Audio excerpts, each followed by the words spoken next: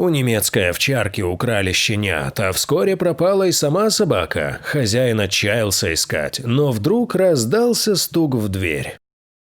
Мужчина обнаружил, что у него украли породистых щенков немецкой овчарки, а спустя день и сама собака пропала. Юрий проживал в поселке городского типа Подомском. У него была любимая питомица – немецкая овчарка по кличке Алая. Она была уже взрослой собакой, и хозяин разводил породистых щенят для продажи. Но однажды в их семье случилось неприятное событие. У Алаи были щенки, которым уже исполнилось 2 месяца. А один малыш отличался необычно длинной шерстью, рассказывает Юрий на форуме. В этот день мужчина на весь день уезжал в город, а вернулся лишь темным вечером. Когда он зашел во двор, то овчарка тревожно скулила и не находила себе места. Оказалось, что щенков украли. Утром Юрий хотел расспросить соседей, но обнаружил, что Алая тоже исчезла. Пораженный горем мужчина 2 суток искал овчарку и щенят, но поиски не увенчались успехом. Хозяин совсем паник, но вдруг в его дверь постучали. Пришла обеспокоенная соседка, которая сообщила, что случайно увидела на сайте объявление о продаже щенят, но один отличался от всех остальных и имеет длинную шерстку. Юрий узнал своих овчарок и решил представиться покупателем. Когда он пришел по нужному адресу, то увидел, что его Алая преданно сидит под забором как раз этого дома. Стало ясно, собака по запаху нашла своих малышей. Но чтобы не спугнуть мошенников, мужчина сообщил в полицию, и сотрудники помогли безопасно забрать щенков. К счастью, за это время кормящая мама собака не успела пострадать от мастита. Юрий понял, как сильно любит Алаю, а 2 дня, проведенные в разлуке, показались ему вечностью.